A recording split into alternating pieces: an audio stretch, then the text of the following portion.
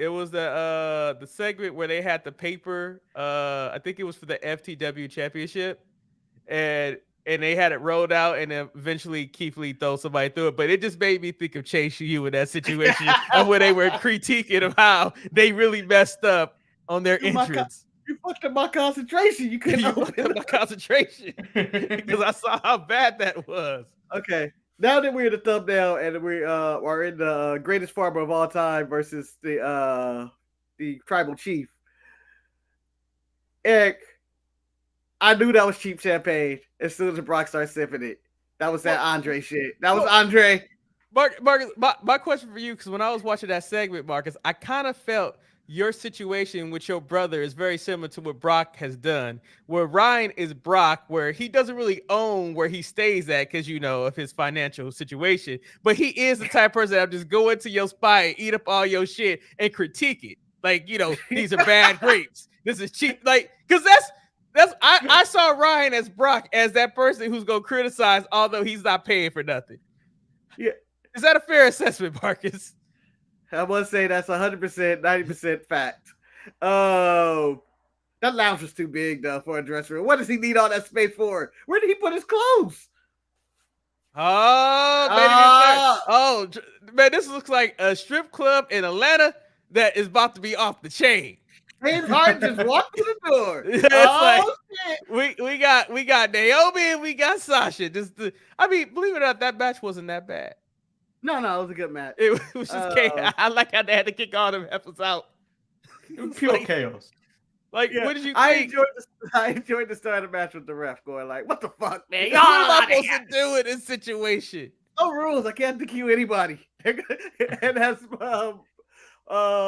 Pat McAfee said, "Yeah, we were never going to get a finish with all four of them women able to break." Betty, I understand your thumbnail, but I must admit, I am disappointed that this is not the thumbnail, because when you have Sasha touching herself and then you got Naomi dropping it like it's hot, I feel like that would get views. Even if I changed it, this show will still average at most 30. And people, Lord Manny has a very important announcement he will make some point in this show about that. So it's going to be up to you to just click the link on this show to increase the views before he has to resort to violence. And we'll be back right after this.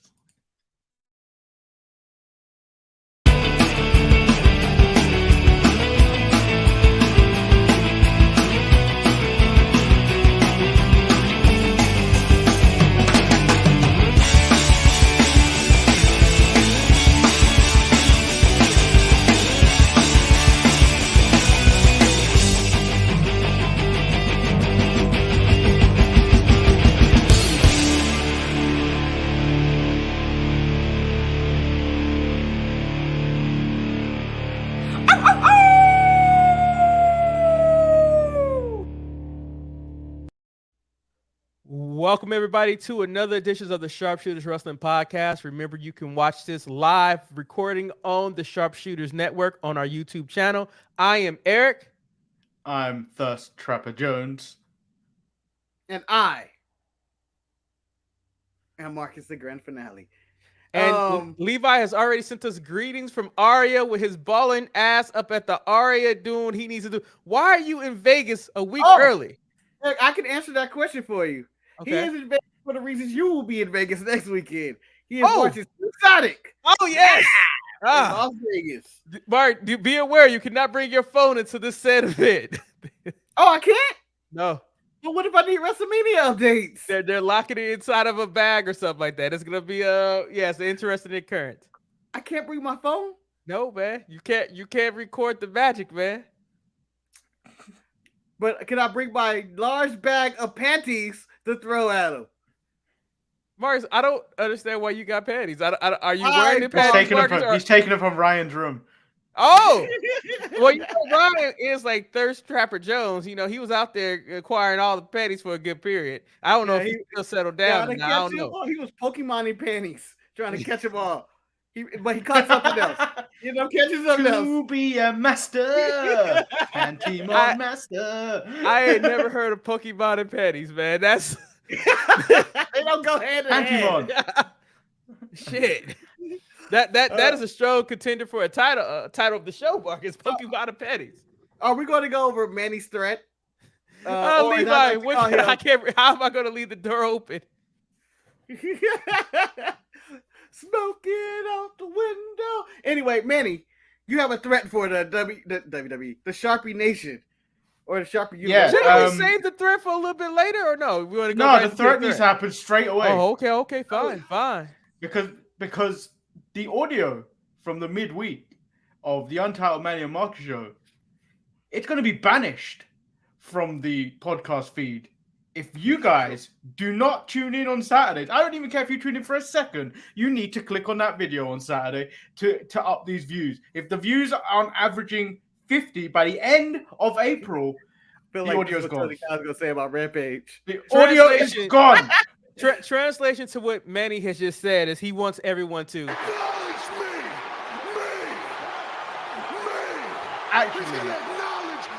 Actually, I don't need acknowledgement on the Saturday. You need acknowledgement on the Saturday. Betty, it doesn't bother me because Saturday for me personally is just the time that I get to spend time with my two brothers and we talk about the week of shut professional up. wrestling. You know it bothers you too. No, Betty, it doesn't. It How really dare doesn't. you? It How doesn't. dare you? You want to know what this? It bothers me personally because this is actually my favorite show to do. Well, one, because it's the longest running African American wrestling podcast of all time. And I'm not saying that as a joke. I'm saying that probably as a fact, but I don't have evidence, but I want to say it is. And two, I don't have evidence. I know. I was refused to look it up. In Black History Month, I could have did a report on myself. Oh. I don't even know where I was going. I lost myself. I don't either, Marcus. And I also, don't. Marcus, you need to change the intro. Oh my You need god. to update it. You have to update it. What? Do you know Yeah, why Marcus, you need to Marcus. update it? Look at the man down below. He is not the same person. Marcus, that at was the in same that time, Marcus, intro. that He it is needs half to be the man updated. he was in Fine. that video. If I do it, I'm going to do it WWE style, and I'm going to say then, now, and forever. Wow. Together in the middle of the Wow. intro. If you make me change this intro, I will add that in there. You gonna make I me don't hop? care. You gonna make me hop in my car and go over and whoop your ass? Because you know I hate that to a whole nother level. Marcus, I will allow you to do it if you use Andrade voice for all those words.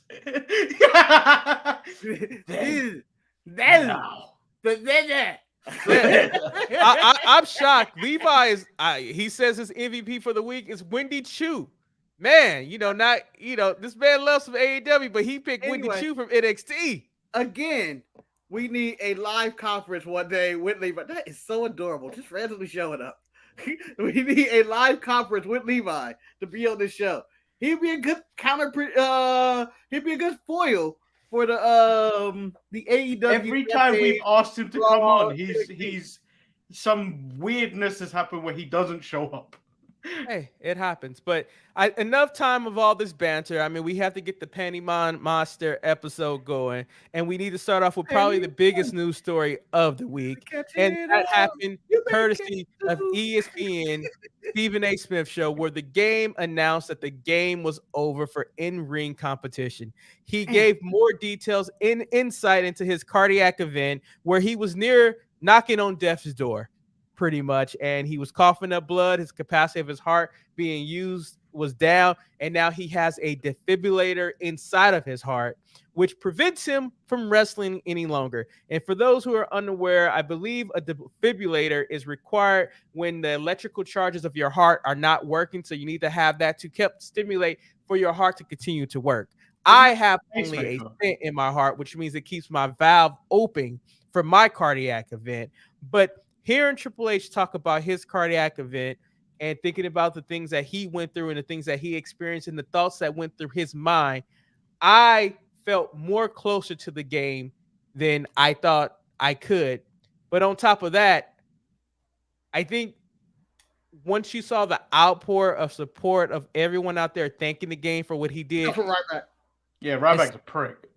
But we all knew that Ryback is a bitch ass. And he's such a bitch ass, I would tell his ass to his face, dude, you're a fucking bitch. That's what I would say. Because I think for me, and maybe it's a little bit more personal because I've had a cardiac event, that was uncalled for. If you can't say nothing nice, don't say nothing at all. There's many of Triple H's enemies that didn't say anything. I don't understand why he just had to try to chase some clout by saying his outrageous comments. So I'm not going to even give that the time of day. However, wow, I really did get upset right there. You sounded like Stephen A. Smith. I'm not even giving them the time of day. Marcus, I'm going to start off with you. Do you feel like Triple H had a career? Unfortunately, he could never be the top star because he was always there when there was someone that was better than him. Clearly, he's like number 5. Some may argue he's number 4, but he was never number 1. He was. Do you think that his legacy was tarnished because of him marrying Stephanie McMahon, and people really discredited him right then and there once that happened? Yeah. It was an easy target for him to go. It's kind of like when people talk about, I can't think. I forget it. It doesn't matter. But it feels like when people bring up Triple H, it's always he wouldn't have got where he got without Stephanie. No, but he pretty much had a high trajectory before then when he was riding Shawn Michaels' coattails, and once Shawn dropped the ball, they had the whole DX run. Stephanie didn't come in until somewhere in the middle of that. I think he would have found success anyway. He was already pretty good in the ring. Like I never thought he was like amazing, but he had great psychology in his matches and storytelling. His promos were always must listen to, even though a lot of them went way too long and it was about him talking gibberish for 20 minutes. But his gibberish is what made him popular, because I remember on our shows we would talk about his gibberish because he said so much, but he said nothing at the same time when he was speaking. Yeah, but at the end of the day, I don't think we could criticize Triple H for his in-ring work or his stuff. He's still going to remember for more his outside the ring work anyway. Whatever he did with NXT Black and Gold, producing matches, giving wrestlers advice, be it at Focal Point. I think that outside of wrestling, he's still this large conglomerate, but again, as I call him, he's the Jay-Z of wrestling, in which it's like most people love him. He might be a bunch of people's favorite, but he was just all the time. It's like how we were talking, I think it came up yesterday on the WrestleMania 14 watch along, where you asked who's on the Mount Rushmore of British wrestlers, and I left off William Regal. William Regal's contribution to wrestling is much like Triple H's, but Triple H's are much more on a larger scale, where Triple H has affected the modern era of wrestling. So like everyone that's come up in the last, let's say, 5 to 6 years, have had that kind of rub from Triple H.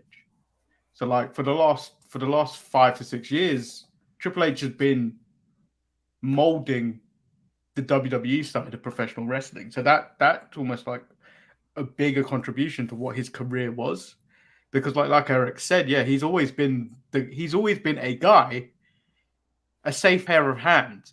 It's how we look at like Kevin Owens at this point at him, where it's like Kevin Owens probably isn't going to be the guy all the time, but he's going to have a serviceable career, much like Triple H did. But Triple H had the backing of a McMahon. Going into the comments, Levi says the Triple H situation was scary. I was on a message board and idiots were making fun of that. I really hope there's a special ceremony at Mania for him. He also wants to add this about Triple H. The modern landscape of wrestling would not be what it is without him. He gave a platform for talent Vince would never dream of promoting. In ring, Triple H reminds me of Charlotte. Always hate it, but puts on the best match on the card. Triple H is easily a top 10 in the ring. Marcus is right. I agree. I think I have been a fan probably longer of Triple H than almost any wrestler, because I was a fan when he was like an American blue blood. For whatever reason, arrogance and all that is something that I really enjoy. And, he was out there cursing and stuff like that. And who cannot deny that when you create a wrestler in any wrestling game, most people's finisher was the fucking pedigree, because the pedigree was like an ultimate finishing maneuver. It's like, let me put your head between the legs, underhook your legs, and I'm going to plant you to the mat. It was like mine was always a brain buster. Well, man, you like to bust people's heads wide open, to the white meat. The things that Triple H was able to accomplish. I mean, imagine Triple H could not be the modern day wrestler. because he was built differently. When the Clique did what they did, and he took the brunt of the punishment for Kevin Nash, Scott Hall, and Shawn Michaels being around, and he got so much shit thrown on him by Vince. He just took the shit. And it made him a better person compared to nowadays when people get shit, they want to take their bag and go home with it. It's not only that. Well, it's you like, gotta let Twitter, me you gotta jump on, Twitter. let me You jump jump on on Twitter. social media and get a decent following behind me, and then the moment that moment passes, what happens to you? You become a nobody. Yeah. Well, at that one point, Triple H did kill the business, and he got that punishment apparently with the Clique celebration. But I don't know if you're done. Are you done, Eric? No, I'm just saying that. I mean, in the interview, he says he has to focus on his 3 daughters who are 15, 13, and 11. And I think the thing, like he said when he was on there, he was like, hey, is this it? It really puts your life in perspective afterwards. It's like, you know, I didn't die in a situation I probably should have died. What do I do from here? And I think for me, I'm still trying to find that purpose post the situation that happened. So for Triple H, when everybody was talking about, oh, he has to be heartbroken that Vince took NXT away from him or something, I don't think he cares as much about NXT right now because he got his life back. So now he has to find what motivates him. Maybe being a father is something that is really important to him. We don't know what his next steps are, but him not being able to perform at WrestleMania, although people cringe when he would have his matches at WrestleMania, I know I enjoyed every match and his over-the-top entrances and shit like that, him and Stephanie. I will never forget New Orleans and the stupid shit that they were doing on that date. I'm going to miss the game being the game. Yeah. He's the person that perfected Cody Rhodes' current yes. right now. Maybe that's why they hired Cody Rhodes, because they know that they don't have the game anymore, so we can do it with Cody Rhodes. No one has to that would have been a nice passing of the torch, wouldn't it? Yeah. Because, he did destroy the chair and all that. And you put that in context, but he also said he idolized him. And literally, Cody is Triple H light at this current moment, in which Randy plays the role as Stephanie. And that was his role. And another thing you got to shout out to Triple H is that the whole NXT and women's wrestling became a big deal. It's because of NXT. And he developed your Sashas, your Charlottes, your Baileys, helped develop Becky and Paige and all these other people. Let's not forget the water bottle spit. Yeah. Everybody does that. That's just a given. Like, you can't drink a water bottle and not even contemplate spitting it in the air. No matter who you are in what place, you see Triple H. Or to suck it. Suck it was very big by him.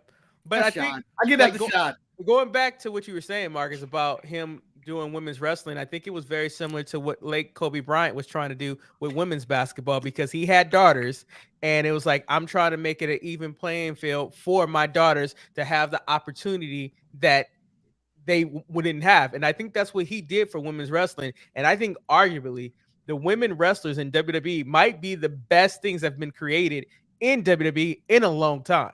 I mean, from Charlotte to Bayley to Sasha to Becky, they all have different intangibles. And I think without the foresight of saying that, hey, we need to push women more, this would have never been there. Yeah, they got the main event spot. Like, all these main events that are happening that are now commonplace, like night 1 of WrestleMania is probably ending with Charlotte and Ronda or whatever. But all these spots are all because NXT takeover or rivals or whatever, when it would just be like, oh, they're going with the women's matches, the main event. And it normally end up probably being one of the best matches of the show. And then, you just go throughout Triple H's career and how people, now it's like he buried so many people. Man has probably the worst record in the history of WrestleMania, other than Sasha Banks, who is still at 0.0% at winning at WrestleMania. She'll be 0-7 this year, man. I don't think she's winning these titles either. Just saying. She's going in the other direction of the Undertaker of the streak. Oh. Who had a streak like that, though? Someone else had a streak like that. That was in Big Show. But the thing about Sasha and her streak, though, is every time she loses at Mania, she gets like 3 or 4 months off, though. So, and right now, her flexibility she's already looks like she's phoning it in at the moment. Yeah, her flexibility is on different levels right now. I don't even know why she became so flexible. But staying on topic, Levi says that how many better matches at Mania could be Triple H versus Undertaker? I would agree. That's probably one of my favorite Triple H matches. Manny, what is one of your favorite Triple H Is this matches? End of the Era? Which one? Because he's the only person I think to fight Undertaker 3 times at Mania. Is this 17, the End of the Era, or the Hell in the Cell with Shawn? I think the End of the Era is probably. Oh, that was the End of the Era, right? The End of the Era was the Hell in the Cell with Shawn. Yeah. That was the best one. One of the best told stories in the history of wrestling. The End of the Era match, because you had Shawn as a special guest referee, and he was just making all these faces of, I can't believe we couldn't beat this man like this. Yes. And then at the end, they're at the top of the ramp. So, Manny's favorite Triple H match. I think it might be that one because I don't think there is any others other than unless you got there's John Cena versus Triple H, but that mainly focused on the fact that in the build up to that was that John Cena couldn't wrestle, and that's what Triple H focused on. That was the basis of all those promos. You know, let me tell you, Levi's dropping some nuggets in the chat right now. I think he is correct when he says this. Triple H gave most of the AEW roster a shot. I don't think there's a secondary promotion without them. I believe, like technically, when you look at AEW, this is Triple H's bread. Like all the people development at AEW. Look, all the people who were thanking Triple H, a lot of them were AEW performers. Fuck you, Ryback, once again. With that being said, I guess we need to evolve and move on. I thought you did. I thought you said it was Triple H. Sorry, you didn't even give yours. I did. I said Triple H versus I said that one, the End of Era. But Marcus, go ahead. Oh. Well, I would go with some of the Mick Foley matches. I enjoyed that Hell in the Cell when he was fighting Mick Foley and him and Steph and hit him with the the barbed wire 2x4. That might be Royal Rumble, right? But I can go back to the earlier days with him versus The Rock in the ladder match, which was before people were taking crazy spots in their ladder match. SummerSlam 98. Are we talking about WrestleMania or are we just talking about Triple H in general? So, I mean, there's a bunch. And, you can go down a list of all these matches of him. Him and Sean's comeback match. SummerSlam 2002. That was a great match. He got a lot of gems. Is he Mr. SummerSlam? He might be Mr. SummerSlam because when you think of matches, they might come down to that. And he has a lot of little gems when you go back and you appreciate him more because the one thing you can say about Triple H matches, they didn't lack psychology and logic. They always had a purpose and everything mattered.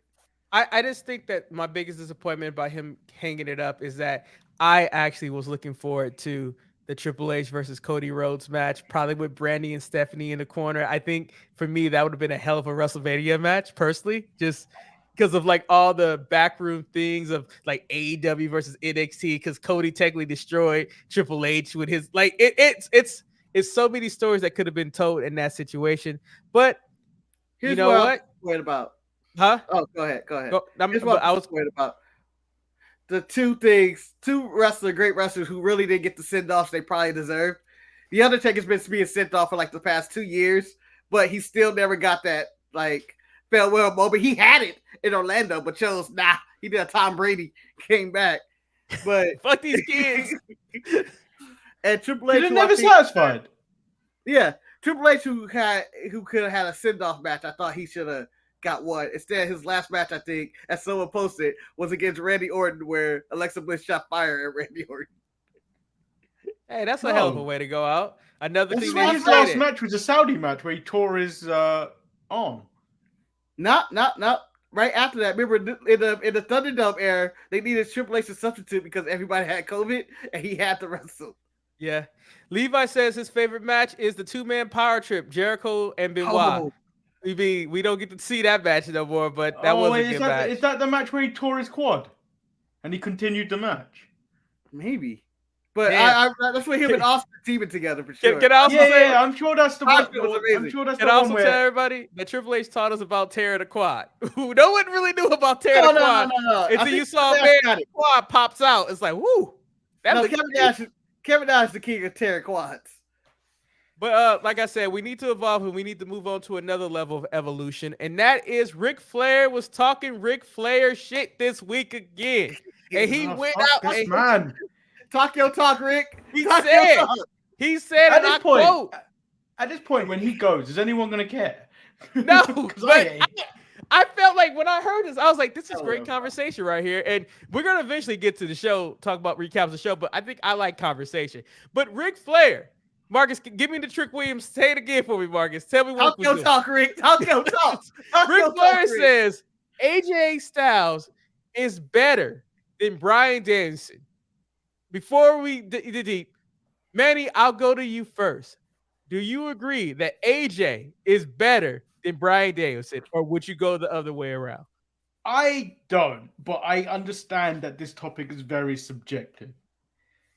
I enjoy the type of wrestling I get from Bryan Danielson, Daniel Bryan, however his name he wants to go by. I enjoy that type of wrestling he gives, where it's hard hitting and everything. Whereas other people will enjoy the high flying pitbull nature of AJ Styles, which is it's a hybrid of like a modern day high flyer and Shawn Michaels from the past. So I like both, but I like Daniel Bryan. I like Daniel Bryan, Bryan Danielson stuff better. So but it's very subjective depending on who you talk to. All right. Marcus, go to you. I think I know your answer, Yeah, Marcus. I think I should have went first because I have the obvious answer because I've been supporting this man for almost 20 years or whatever in his career and saying he's the absolute best. But in argument of AJ Styles, I don't know if there's anybody that is as smooth as AJ Styles has been in the ring, in which his shit just seems natural and it just seems like he can do no wrong in the ring. And this is throughout his career. The one issue I will take away from AJ is that a majority of his career, he had no personality really, and he was just really kind of just out there doing spots in his earlier run. And he was having great matches and all, but it was not like he had much character to it. And Bryan Danielson or Daniel Bryan, as Manny said, whatever you want to call the man, he's been out there with a personality, with the aggression, with more of the style I like. But in this argument, there is no wrong answer. I really think that this is like, who's the better NBA player, Kobe Bryant or LeBron James? They're both great at the end of the day. And it's really like no one is really wrong in who you choose because it's whatever style you like. And I'm more of a Bryan Danielson type style. Hearing both of you guys talk, and it really it made my decision a lot harder when I came into it, and when I generated this question in this conversation, I already had in my mind made up who I was going to pick. That was going to be AJ Styles, the phenomenal one. I think that AJ Styles really hit another level once he left Impact and went to New Japan, and he really began. And then once he got to WWE, his personality really came out more, where he was able to work the microphone. And as Marcus said in his dialogue, AJ in the ring is flawless. He can work with anybody, no matter what size they are, or whatever. But then Manny made some points that, yeah, Bryan Danielson does have the style of wrestling that I prefer, where it's more mat-based, ground, technical, and whatnot. And it even makes the question that I have following up this conversation even more, because I think you can separate both individuals as one is the best wrestler, one is the best entertainer. Although AJ is a good wrestler, I think now he's more in this latter part of his career of a sports entertainer. You can flip flop and say that it's Bryan Danielson.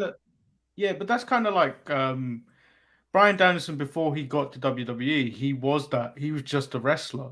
Yeah. Till he evolved, because like you look at the early stages of Bryan Danielson in WWE, he obviously had to develop a character, and you saw that in his final years, and then even when he came back after his break from being out and being ruled out of wrestling for a while, he was able to become a character.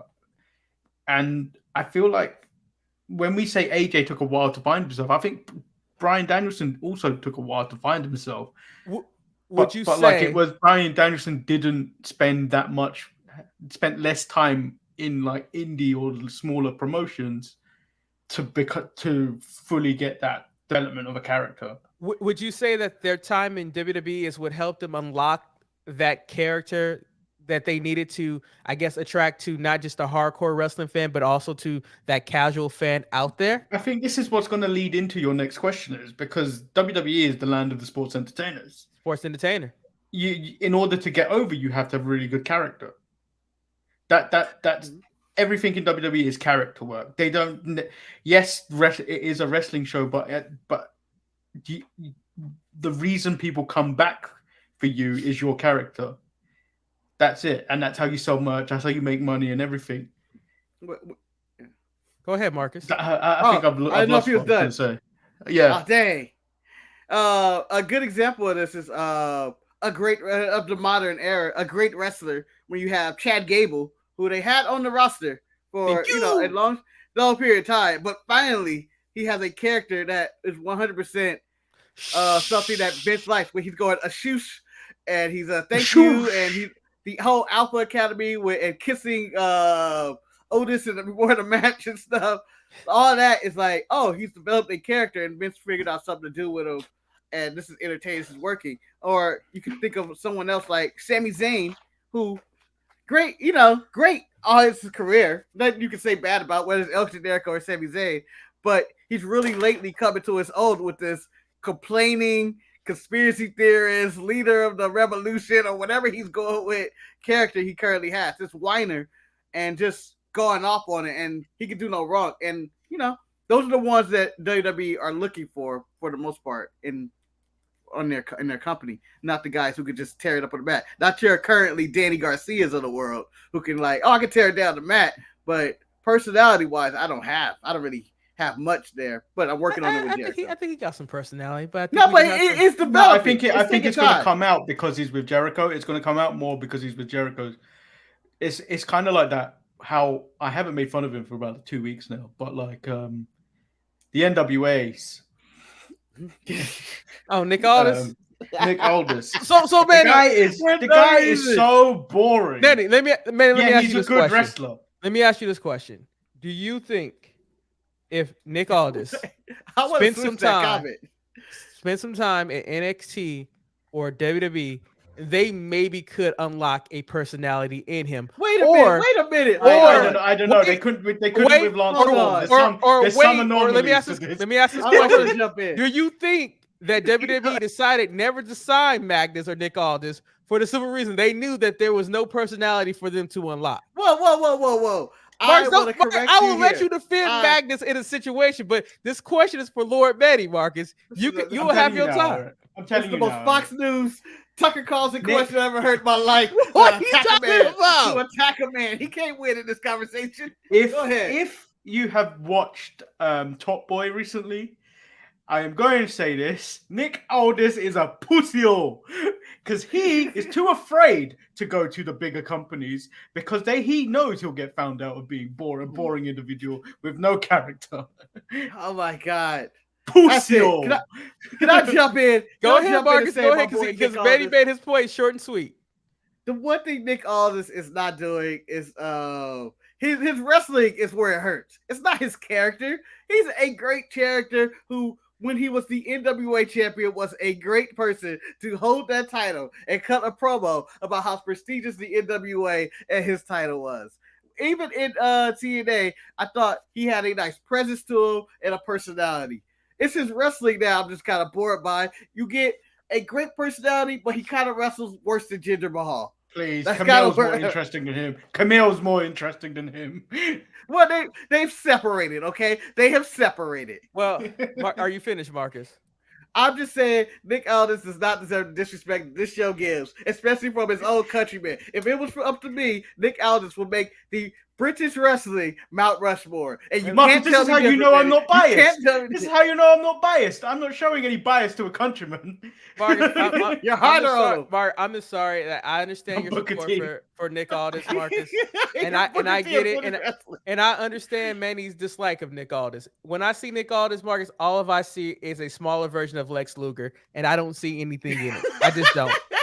That's just. I think he's bigger than. When I see Nick Aldis, I see my bed and I see nap time. I mean, the best thing he ever did was marry Mickie James and put a baby in her. But what Levi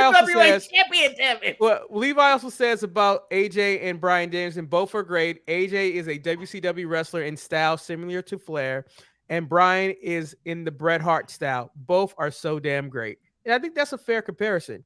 With that being said, now it's time to come to the hardest question of that I told the gentleman in the production meeting, because we actually have had pre-production meetings for the last 3 weeks. Well, the meetings are actually we didn't have one last talking week. about. We spent 5 minutes talking about the actual show, and then the other 30 minutes talking about random shit that goes through our Marcus. That is 5 minutes talking about the show that we've never done before. So that's a plus for us. But Marcus, because I have not started with you, in a while. I went to Manny first, Marcus, and I know you felt be smitten and begrudged. Marcus, I will let you go with this first. Marcus, do you want to answer the best wrestler or the best sports entertainer first? Which one do you want to go first? Well, for me, it's an easy question. Explain what you're doing first, Eric. All right. Well, okay. So the question is, when I thought about AJ and Bryan Danielson and whatnot, and then the whole conversation that Vince had about how they create sports entertainers because anybody can be a professional wrestler. For me, I just wanted to know superstars he creates. I would like to know who, in your opinion, for the past 20 years, just going back 20 years, who is the best sports entertainer going? Like, if you could pick one sports entertainer, who would your sports entertainer be? And after we answer the sports entertainer question, we're going to answer who was the best wrestler for the last 20 years. So, Marcus, I get the floor to you. We're selecting sports entertainer. Marcus, who are you selecting for your best sports entertainer? Why 20 years? I just thought 20 years was a fair thing, you know. This is a long way to go. And so in 20 years of time, and the best sports entertainer, we here in the Black delegation can only choose one person. And this may come as a shock to everybody, considering I didn't know you was representing the Black delegation. When did this happen? It's a long time. Did you get laid off by Shad? I got let go by the white delegation as well. Okay. They were like, he too black. He too black. No, they found me out. I think the number one sports entertainer, I may ridicule this person on a weekly basis and say I don't want to see them, call this person fat and uninteresting, but I might have to go Chris Jericho is the best sports entertainer in all of wrestling in the last 20 years, considering all the reinventions of his gimmick, the having people sing his song Judas on his way, whether it was the Y2J intro into when he first was running in WWE, to the smug Jericho, to all the other versions of Jericho. I'm going to say Jericho fits the mold of, I feel like, the best sports entertainer in the past 20 years. Wow, Marcus, I am flabbergasted with your selection. I did not think you were going to go that route. Use words Keith Lee uses, flabbergasted. Hold on, when you're talking like Keith Lee, you gotta always have your hands close to yourself, as if the words are transmitting through each arm. Marcus has already created controversy with his Chris Jericho selection as the best sports entertainer for the last 20 years. Manny, 20 years. I hand it over to you. Who are you selecting for the last 20 years? Eric, you continue the segment. I'm going to go get the best sports entertainer. I know he's going again because he got it. You tell the people who you got, Eric. So I was thinking of going. I'm not going to say without saying what he's going to say. I know what he's going to do. Go his route. Yeah. I was thinking of this man as well, but I was going to say that man may have 10 years of great sports entertainment, not 20 years of sports entertainment. When you go with 20, I still see nothing. I don't know what Manny is talking about. I don't see anything. Manny has went insane. Manny, what are you even doing right now? I don't know. You just adjusted your camera, and now we're just looking at empty curtains in bed. So Manny is selecting for the audio listeners, Manny. Who have you selected as your best sports entertainer? I see nothing. I'm looking at it and I still can't see. I wish Manny would speak. I wish he would speak. The British delegation has selected the British chapter of the Sharpshooters podcast. Has selected John Cena as the greatest sports entertainer of the last 20 years. It's pretty good. It's a pretty good pick, and I would say John Cena may have 10, maybe 15, but Jericho 20 years. 20 years. Well, so I'm agreeing with Levi in the chat, and I agree that John Cena is great. He's probably my number 2. Marcus, Chris Jericho, You make a strong argument. He might be in the top 5, but I think hands down, the most money-generating MFer in the game, the baddest MFer, he has a tequila line. He has an energy drink. He is hard as a rock. No. I'm going with The Rock. The Rock is still the most over sports entertainer in the game. How many years in the last 20 years has he been there? He's been out the game for about 15 of them. Yeah, but that 5 years is still more important than Chris Jericho. Like I would say The Rock has been more of an actor in the past 20 years than he has been an actor. Let's just point out that more recently, Marcus, more recently, my pick and Manny's pick had a feud over The Rock selling out for Hollywood, and then he goes and sells out for Hollywood. Yeah, but Marcus, it's I hard, appreciate it's hard your for me pick, to though. give The Rock. It's hard for me to give it to The Rock. Because Can I Jericho's actually- the only one of these people that has stayed around for the whole 20 years. Can I actually say He's been gone for about 15 of them. I think someone can make a strong argument for Brock Lesnar too. I think Brock Lesnar, that's hard to pass up. That is hard to pass up. I mean, Marcus, I will point out that you changed the game with your Chris Jericho pick, but the more I think about it, Well, you changed it with 20 years. Who's been here? Well, I mean, I think it's through our duration. But now I'm going to you first, Manny. Best wrestler for the last 20 years. Who would you select in this situation? This is hard. Danielson. Or would you like me to go first? Because mine's, I know. Bryan Danielson. And then when Bryan Danielson wasn't around for those 2 years, Cesaro. There you have it. Oh, wow. Okay. Okay. Claudio Castagnoli. So he took Bryan Danielson and he took Claudio. All right, Marcus. Now, best wrestlers, you can argue there's a lot of people. You have Shawn in his second run, which was amazing. Which I don't think he threw out a bad match in his second run, which was what, 10 years? About 10 years of a second run? Something like that? Yeah. Before he retired? Yeah, I think he called it quits in what, 20... 98 he quit, and then he came back in 2003, and then he was into like 2013 or 12 or something like that. 14? Something like that, yeah. Somewhere around Something there. like that. So you can argue with Shawn.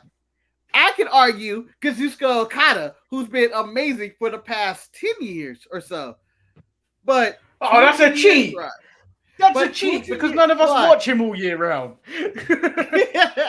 Yeah, but you get the matches that matter. You get the matches that matter. But I am going to say I'm going to agree with Manny and have to say Bryan Danielson from his indie work all the way to his most successful match of all, his WrestleMania 30, did his AEW stuff back to being Bryan Danielson, and that whole encompassing of everything I want in a wrestler. I cannot argue that Bryan Danielson is the best wrestler in the past 20 years. And you can argue Kurt's 10 years was amazing.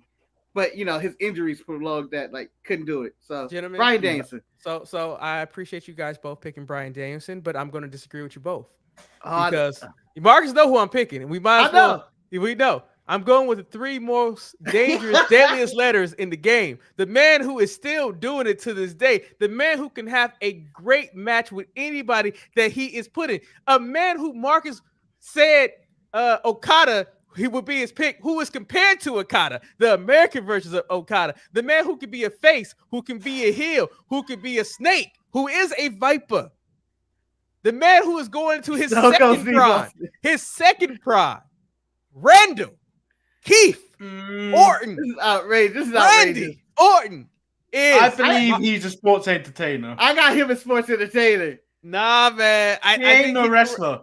He can wrestle. He ain't no wrestler. If I were to This guy in the Thunderdome was playing with fireballs. He ain't no wrestler. I'm sorry, man. Randall Keith. Randall Keith Orton with anybody, it would be like Tracy McGrady in the NBA, in which he has a nice run and all, but he ain't changed shit. He ain't Kobe. He ain't LeBron. He ain't Iverson. He ain't with Steph. But he ain't changed the game too much. Randy is consistent. He's like Tim Duncan. Give me some bad Randy matches, man. Randy is always up there. Come on, the Fiend and him at WrestleMania with the projection. That was the Fiend's fault. That was the Fiend. That's all the Fiend, man. That was your boy. My boy came to it. He showed up. Randy and Edge, fire. I'm just saying. I'm Yeah. going with Randall Keith Orton, baby. You know, That's a good choice. You know what? I'm not gonna hate your but choice. he's not a wrestler. He's a sports entertainer. he's a wrestler. He can wrestle. I think Yeah, if but you all put the him in sports an AEW entertainers match- we listed are also able to wrestle. As El Luchador said, he already has spent the last 7 years being a real life version of Orange Cassidy. He don't care, and it shows. It's most of the time, yes. Yeah, but when that he man does is motivated, he's unstoppable because for those it's some 7 good years, sports entertainment. Vince made him be a face. Levi, I think this is void. I have Okada as the best wrestler, but I would say Benoit. He hasn't.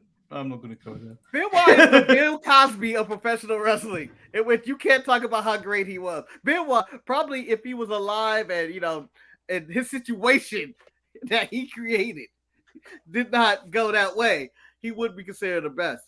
But also another one who would probably, if they were to live, Eddie Guerrero probably would have won best sports entertainer. And shout out to Rey Mysterio, who are the past 20 years never just goes out and do bangers just because innovative offense. See, I would give him wrestler because he's too boring as a personality to be a sports entertainer. So quickly, I know you guys say you might not know the answer to this one, but who is the next best sports entertainer and wrestler coming down the pike? Marcus, I go to you first. Well, by next, who's next? Who's next? So when we get the what are you talking about? Are we talking about NXT 2.0 or are we talking about like who's on the main? We're talking about as now? a whole. Like, who is All that the person that you feel like is going to be the face of sports entertainment and the face of professional wrestling? Well, little did anybody know this, but I do this. Every WrestleMania, I decide that's when the new era begins. And, whether you get to WrestleMania 10, WrestleMania 20, WrestleMania 30, and we're coming up to WrestleMania 40. So I'm going to say that would be the new era of which this person rise. And this is the hardest. Which one are we doing? Wrestler or sports entertainer? Sorry. Mark, we're doing it both for time's sake. Oh, at the same time. Jeez. At the same damn time. Oh. Considering wrestlers wrestle longer, I will go the best sports entertainer. And get this, he's only 35 or something. And it's maybe a low shot, but I may go with Matt Riddle as your best sports entertainer. Coming out of left field. I don't know. He gives you really good. He's a great wrestler, but his character work is probably overshadowed. You know what, Mark? Before you get your wrestler, let's get Manny's best sport. Let's do it that way. We do the rotation. Manny, who's your best sports entertainer for the future? I think Roman. Would you like me to go? I think Roman is a cop out. I think Roman Reigns is a cop out, so I can't go Roman. He's operating on a god mode. He's more than a sports entertainer. Yeah, he's some more. I think NXT 2.0. I think I'm gonna lean with. I think Waller could be a good sports entertainer. Okay. Manny, I like that. I respect that choice. Yeah. So sports entertainer, I'm going with this. I had to think long and hard about this one, and luckily I had a lot more time than you guys did because I came up with the fucking question. But I'm going for a person whose future is bright. As soon as Genetti's his tag team partner, I think the future of sports entertainer is Montez Ford. Yeah, I forgot. I think Tez can be one of the more entertaining entities in professional wrestling. Once he drops Dawkins, I really think that he has something about him. Now, as for best wrestler, Marcus, who do you got? That's a really good choice, and fuck you. And again, fuck you for continuing to make that. That was a really good choice. So as I'm answering this question, I'm still thinking. Yeah, I know. This. Wait, it's really hard. Marcus, pause. Let me be fair. Manny, who is your future wrestler? Because Marcus went first for sports entertainer. Who is your future wrestler? I've got mine. Go ahead. Daniel Garcia. I was gonna say Brian Danielson. That's a good one. Daniel Garcia has been showing signs that he's the future of proper wrestling. In the American front. Otherwise, I'd give it to Zack Sabre Jr., who'd been killing it for years. Really doing his Japan work right now is probably the best work of his career since he's been with New Japan. Before it was too smooth. I feel like when he was on the Indies and you just see it, like that's a little smooth, but then it got more aggressive when he was in Japan, and I feel like that benefited him a lot. Oh, and before I think Marcus is still thinking. Can we also give some Oh, credit no, I'm for done. the best wrestler of the current generation, Sheamus. We need to put some respect on Sheamus. You gotta put some respect on Sheamus' name. But Sheamus could be right there. Sheamus is like when you bring up like the who inspired most of these wrestlers in the next generation of this hard hitting style. They're all gonna probably say, "Oh yeah, I watched a lot of Sheamus matches." And then you know, as people were inspired when they were like, "Oh, I watched William Regal and his technical style." When you talk about brawlers, Sheamus is the best brawler probably. Marcus, of our I'm generation. gonna let you close things out. I'm ready. I don't give yours, but I'm gonna go first because mine's is controversial because I've only seen this man in one match, but I'm ready to proclaim that he will be the future of professional wrestling. And I'm going with Charlie Dempsey from NXT UK, William Regal's son. What? That kid in that match against A Kid, I really enjoyed. One match.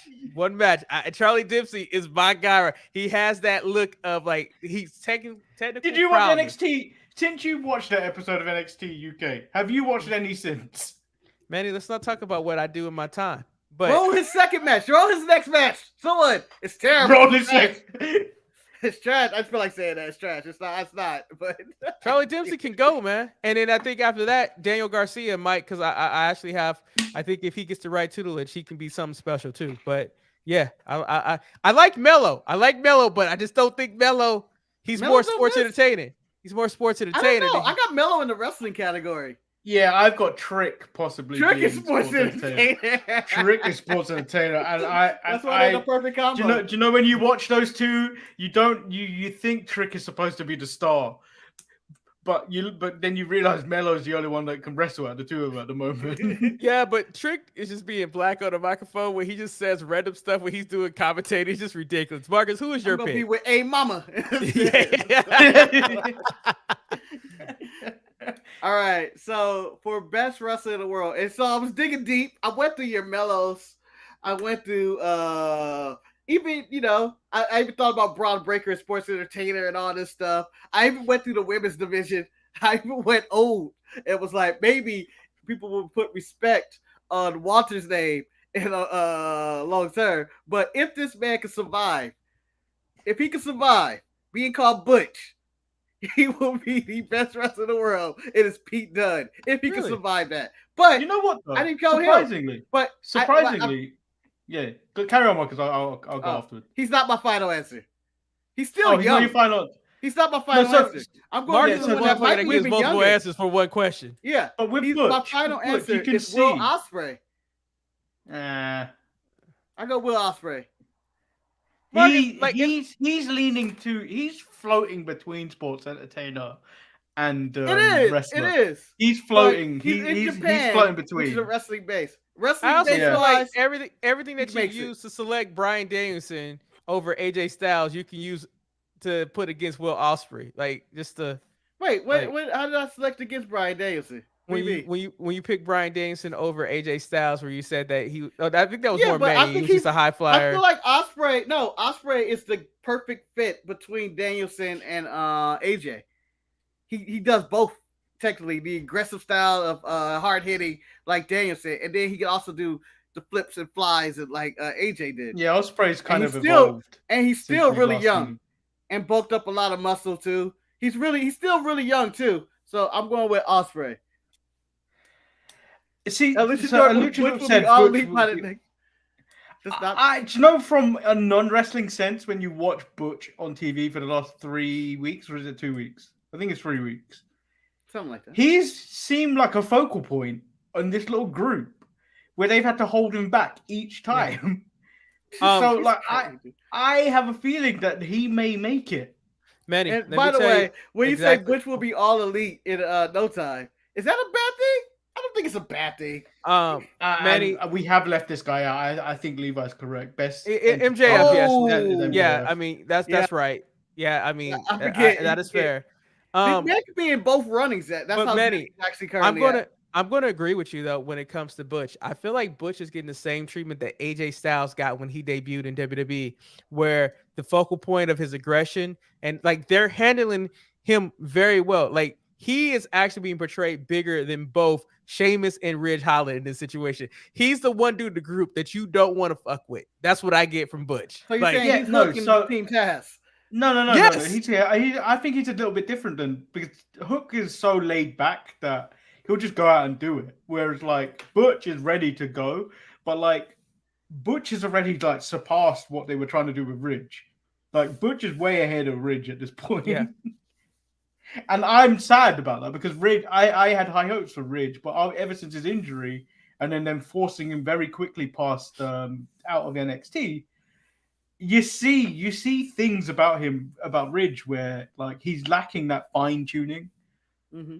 yeah, but I think it's the problem with Ridge is like probably could be the same thing with Braun. It's like their size got them called up quicker. And I know it was a conversation about the same thing with Omos that I saw where people were like, oh, these big guys are here, but they can't work. They're just detrimental. And I think in so many different ways, trying to find that next star is actually messing things up.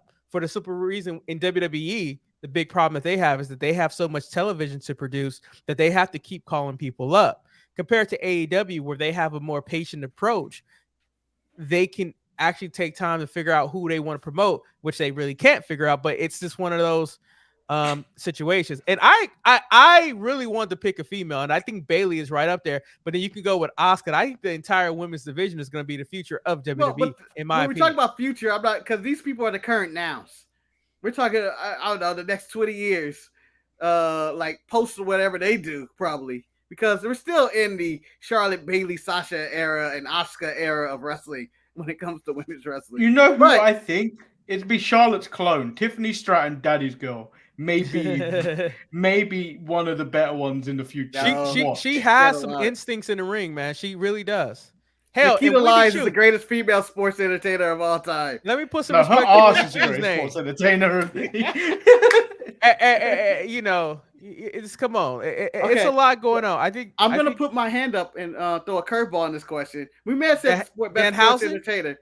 We may have said the best sports entertainer. We may have said the best wrestler, but I will argue that the most popular wrestler in the next generation will be the man who keeps throwing himself down the stairs every single week, and that's Darby Allin.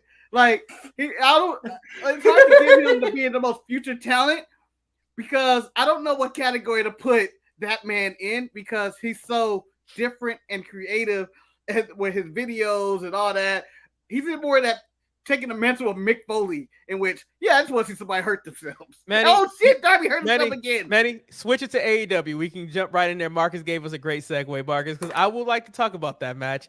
That match was, how could I say, fun. It was. I like Darby. I don't know how long Darby is for this world. I mean, when he got thrown down the stairs, it was probably the safest thrown down the stairs I've ever seen, but it was still, man was being thrown down the stairs. I mean, Ethan Page did it better. Ethan Page did it better to him. I was like, huh? But I mean, like, from Jeff Hardy jumping up, like, my whole thing that I always have with AEW, and my biggest concern I always have with them is like, yeah, you guys give me a great match, but at the end of the day, what did this even accomplish? And I think after that match, I was like, what was accomplished in this situation? Andrade is done. His group is done. But with this match, and I didn't say this on the show because I always let my thoughts clear out, but I think it's a mix of watching WrestleMania 14 and, all the retros and current product.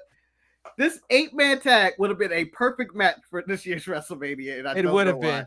A random match of this like chaos and legends of the Hardys and Sting and all that. And you featured young talent like the Private Party.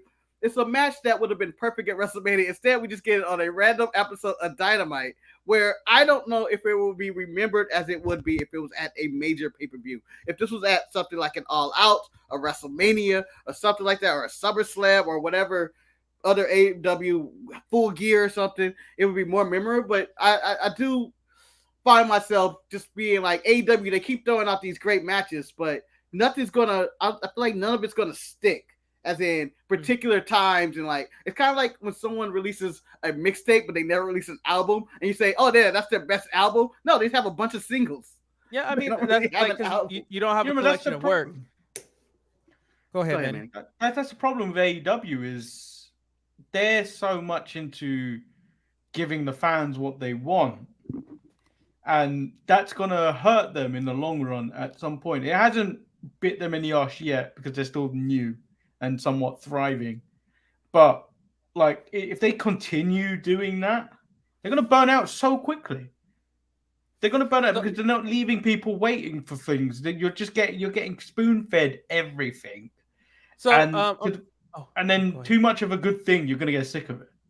Yeah, so, like diabetes and sugar. Like one of my questions that I came up with when I was watching AEW, both Rampage and Dynamite, was the fact that I'm just curious, do you guys feel that Tony Khan is playing it a little safe when it comes to who's in the title picture for AEW? Because, like, arguably, like, I know his champion is Hangman Page, and I know that that's what the fan base really enjoy. However, when I look at the AEW rosters, I feel like there's better candidates to be the main AEW champion on there. Like me, I thought honestly in that excellent match that CM Punk and Dax had to start off Dynamite. For no reason, but it was great. Like, no reason for this match to be this good. And I'm like, damn, why is this match so good? Clearly to me, it shows that CM Punk has his win back. He knows how to wrestle and pace a match. Afterwards, he made the sign for the title.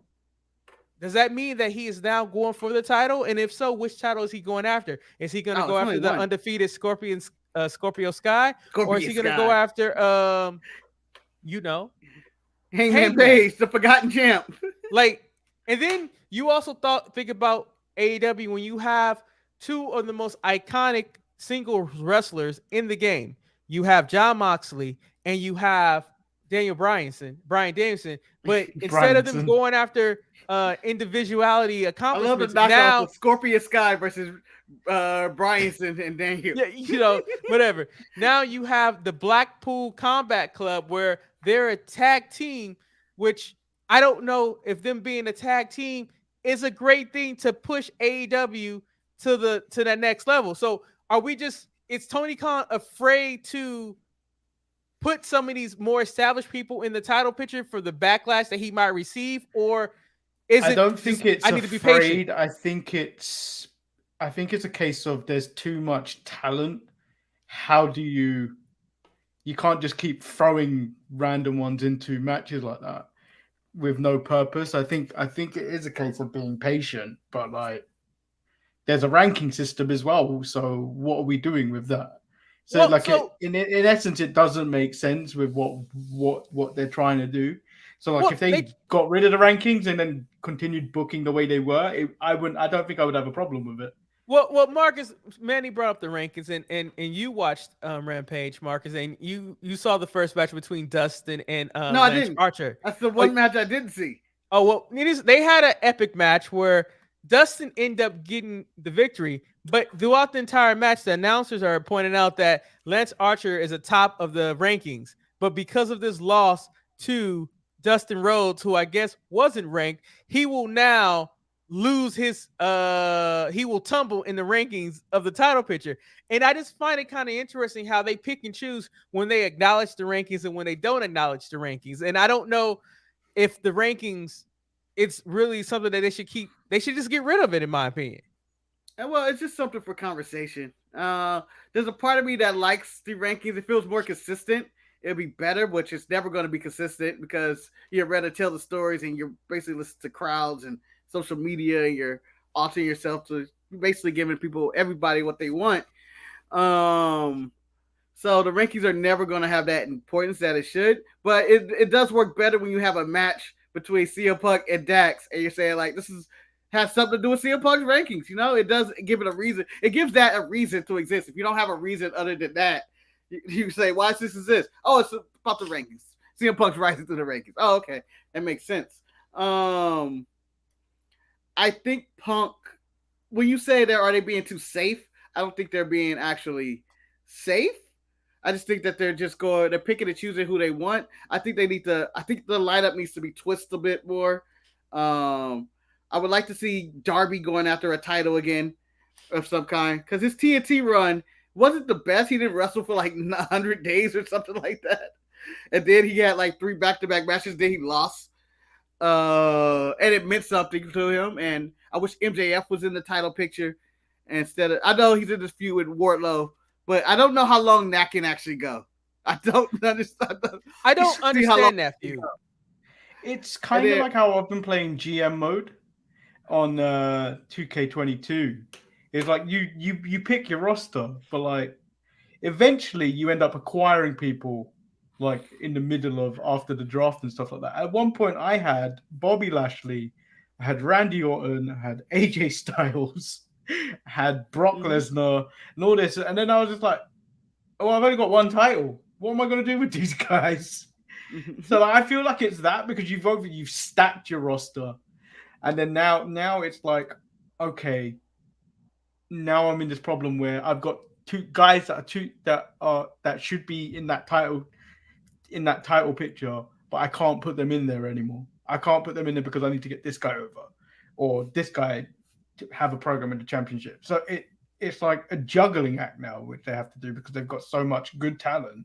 It's like, okay, guys, you're going to have to be patient. And then now you're in that situation where WWE had, where they had too much talent, and you go, this guy, and all the fans were like, this guy should be in the title picture, blah, blah, blah. And then he's being wasted. He's being overlooked. He's the most undervalued person in the company.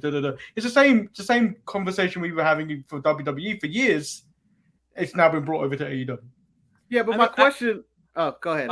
I was just going to say that I think in their whole title structure, I think that the thing about it is that I don't think Adam Cole brings the best out of Adam Page. I really think that Adam Page needs somebody else because Adam Cole is not the guy that is going to make him better. And quite frankly, I don't think Adam Cole should be the one who is the champion of AEW.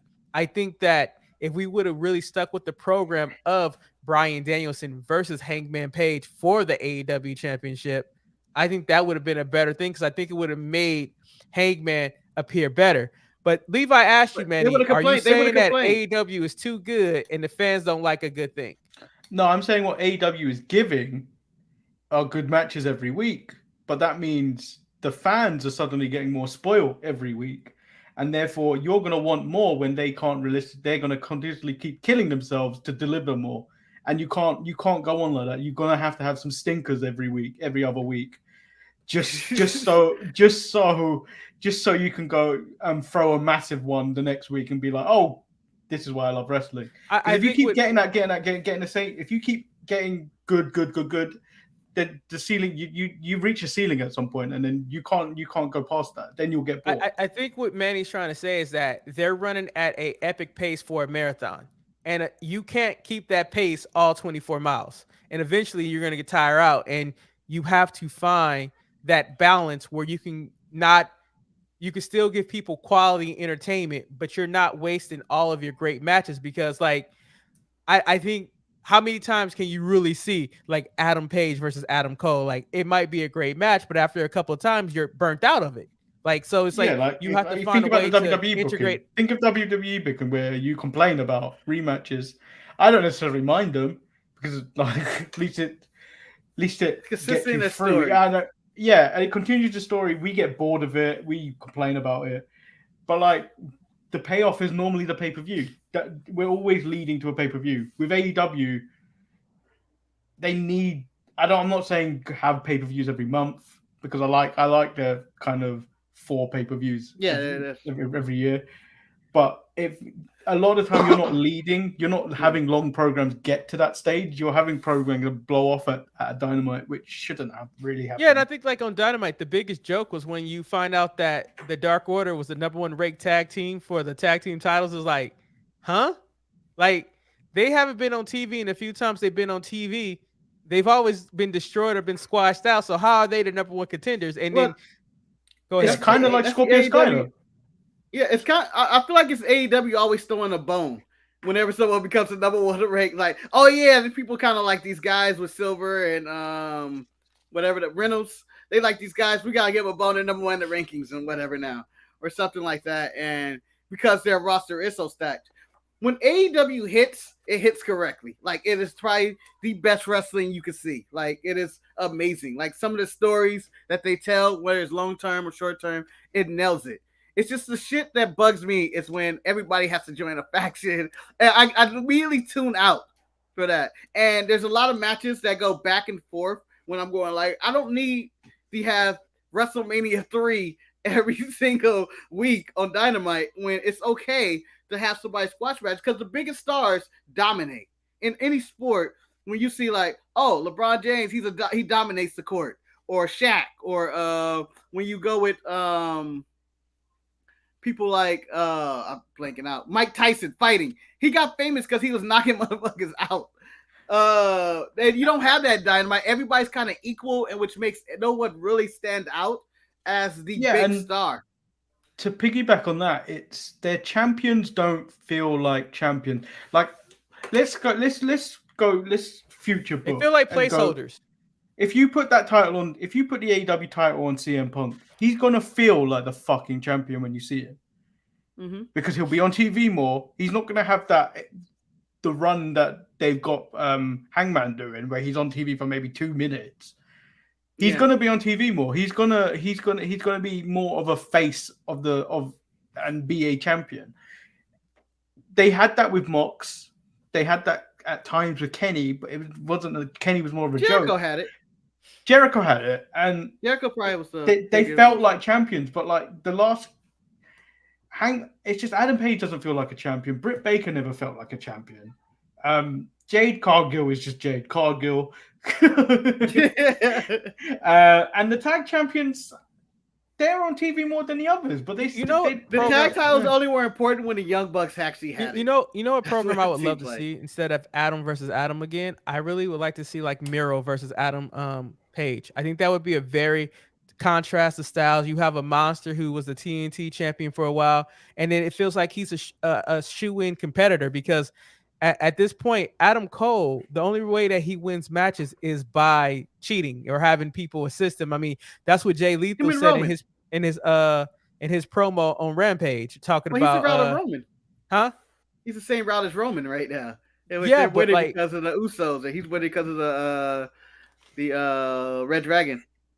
But I think the difference is that Roman is walking around like he's talking shit, but then he's also acting like a bitch. It's like it's a counterintuitive. Like Adam is just, I don't know. It's easier for me to believe Roman than it is for me to believe Adam. That's just it. Yeah, but you get hours, not hours, but more minutes of Roman doing Roman things each week than you do Adam Page. Yeah, Adam Page. I do like the character Roman. Yeah, Adam Page maybe has about 10% of the TV time Roman gets on SmackDown.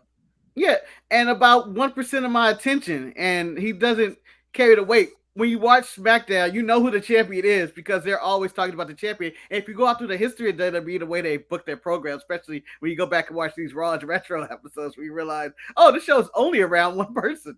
Like, that's what basically is going on. And with the Roman situation, you know he's the champ. It's like, oh, we're waiting for Roman to arrive. What is Roman going to say and all that? With Hangman Page, never gets that. Even in AEW, in their own product, you get more. I want to hear from CM Punk what he's going to say. I want to hear from what MJF is going to say. I want to hear from what Chris Jericho and the Jericho Society want to say. I never go, I wonder what Hangman's thinking about. Never on that show. I mean, I think it's either the way they book it or it's the him as a character. They don't trust him as a character. No, it's the way they're booking him. It's the way they're booking him, because remember in the lead up when he was going through his drunk phase, there was more of an emphasis on him then than it is now when he's a champion. Yeah. And I think the thing that was very frustrating for me was like this week of Dynamite is that they kept hyping up the fact that we're going to hear from the new champion, Thunder Rosa. And I'm like, that's a big accomplishment. She beat Britt Baker, who had the title for God knows how long. So I'm like, yes, I'm waiting to hear from the new women's champion. And as soon as she gets out there to speak to Tony Schiavone, here comes Vicky Guerrero interrupting her. The next thing you know, she's being attacked. And I'm like, well, damn, I didn't get to hear from the champion, where Britt Baker gets a whole fucking hour to talk about what's going on, but she can't deliver in the ring unless it's in a gimmick-laden match.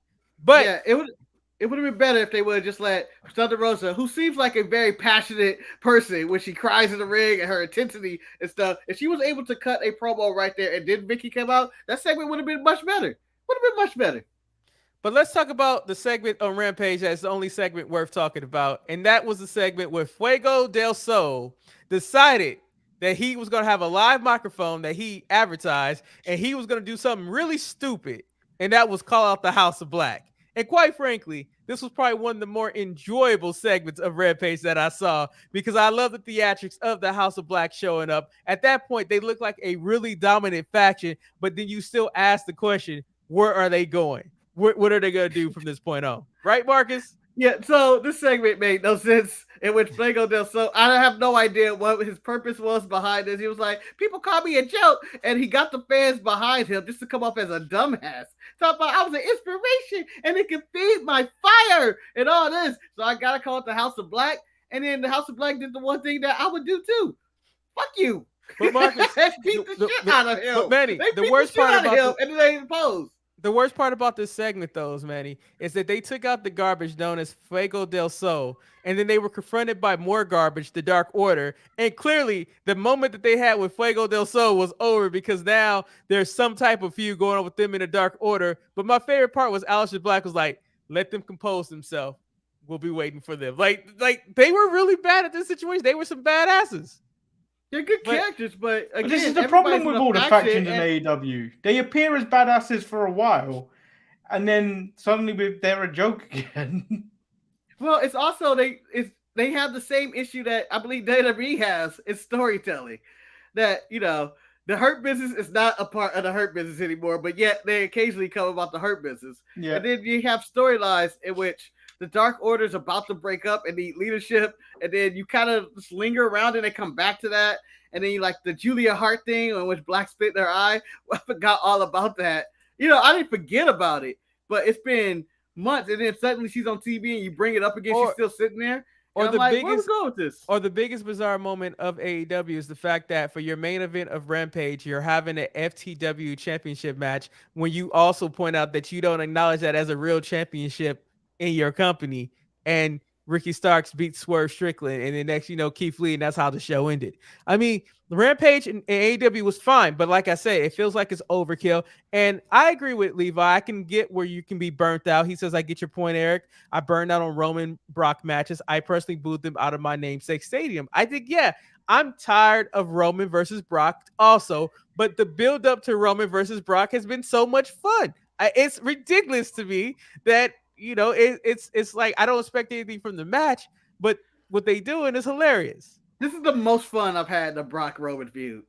So Manny, of all the feuds they put out together, whether it's Roman being the upstart, they're trying to put him over, or it's the New Orleans match that they had where they were like, all right, this time it's a little different. It's Roman's the guy, Brock's trying to come out. But this one with Roman being the heel and Brock chasing him, and there's the title versus title, and Heyman's and his reaction, and the character work for all these guys are at top notch, where I actually want to see this again, and this will be the finale of their feud. Brock Lesnar actually showed up with the intention of going into Roman Reigns' locker room or dressing room, and then him giving a critique. Well, this is a pretty nice one. Ain't nice as mine, but it's still pretty nice.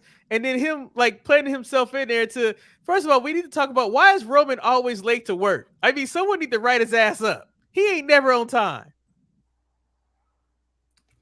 Yeah, I asked this question. I asked this question loads of times when people just randomly start showing up to shows late.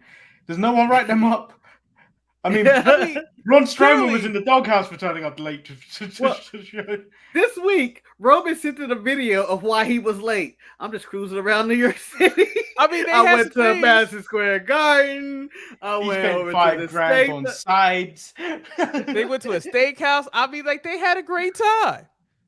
Right to shoot to New York City, which but was then funny also, to me. I think Roman giving out threats. Oh, he better not be in my dressing room. I think the thing about it is Roman is such a bitch in this situation that he's just saying things, but he ain't about that life. He's Trick Williams right now. He is. He's Trick Williams. And my favorite moment about this, or my favorite thing about this, Roman Reigns' locker room. We got to go over how lavish it was and how large it was. But we also want to say, Why wasn't his door locked? Why did security just let Brock walk in there? No one tried to get him out. There was not even any security. Marcus. And if I'm Roman, Marcus, am I that upset if Brock is breaking all this shit that isn't mine in this locker room? I asked for this shit. This has nothing to do with me. Marcus, I know why it was unlocked. Jimmy Uso left it open. We all know it was Jimmy Uso's fault in that situation. I mean, come on. Loses. Because Jimmy's always doing stupid shit. But I enjoyed him waiting. I want blood, Roman. I want blood. I mean, and then rightfully they closed out the show. I kind of feel like this episode of SmackDown was kind of a phone in, that they really weren't doing that much. But I did like how they, huh? In Brooklyn, I was shocked that what the route they went with all the video packages. Yeah, I was like, oh, this is what Brooklyn gets. But you know what the most shocking video package was? The fact that Drew McIntyre and Happy Corbin has been going on since before January. Manny, you brought this up, and this is one of the questions in my notes. I would like to give WWE a lot of credit for doing the best they could with the footage of trying to make this match between Happy Corbin and Drew McIntyre something exciting. I mean, the production team did their best to try to shine this shit up and make it look like $1 million. But I still don't know if I want anything to do with this match. It might be a fine match, but man, even them trying to put all the build up and the stuff that we suffered through to get there, it wasn't good enough for me. Marcus, what did you think of the Happy Corbin Drew McIntyre package? The main thing I took away from this is that Madcap is out of the good graces of Barry Corbin, and he's done with him. You keep messing with these jokes. I'm done with you. I actually enjoyed the video bags because I got to relive bum ass Corbin, those moments, because that was the best that Barry Corbin has ever produced. And now that he's Happy Corbin, it was kind of like, they're telling a cohesive story, but I still don't want none of this. I don't want none of this. I'd rather see Aziz and Omos go at it again. No, Marcus, we don't need that again. Stop it. Stop it. I choose violence. I choose violence every single time I decide to come on this show. I'd rather see Aziz and Omos go at it again than Drew McIntyre. And the rumor match of Lashley versus Omos is more intriguing to me than Corbin and Drew McIntyre. I just think they lost the way with both characters and they have no idea what to do with it. I think another big disappointment that took place on SmackDown was the return of King Woods. Like, I felt like it was supposed to be more, but the injury to Big E and whatnot, and then the announcer actually pointed out, oh, Kofi Kingston with Xavier Woods is like, oh, okay. And I mean, I thought he got a decent pop, but Manny, you are wearing a King of the Ring shirt. I mean, King Woods, was it like, I'm assuming you're teaming with Team Sheamus in this situation, because I know I'm teaming with Team Sheamus because Xavier Woods is the reason Big E is in the situation. If Xavier Woods didn't get injured, Big E wouldn't have been in the tag division, and Big E wouldn't have been in that tag match, and Big E wouldn't have broken his neck. So therefore, this goes circles all the way back to King Woods. And he can't wait to whoop your ass, Xavier. You also got to throw in that Brock Lesnar and Roman had to be title for title, and that cost Big E any hope of life anywhere. Well, Roman got COVID as well, so we also blame. All of this allegedly. I never saw no positive test. All I'm saying is, next time I wear that New Day shirt on this show, there's gonna be a big X on Xavier Woods' face, and the X don't stand for Xavier. It's to cut him out. It's a JCJ effect. But Xavier returned, was spoiled by the announcer by saying Kofi Kingston with Xavier Woods, and then he goes out and says, "Guess who's back?" And he's like, "Yeah," and then Kofi comes They both fucked up this week. They both fucked up this week. But you can't blame the announcer who's probably just reading off a card. You can blame Ricochet though.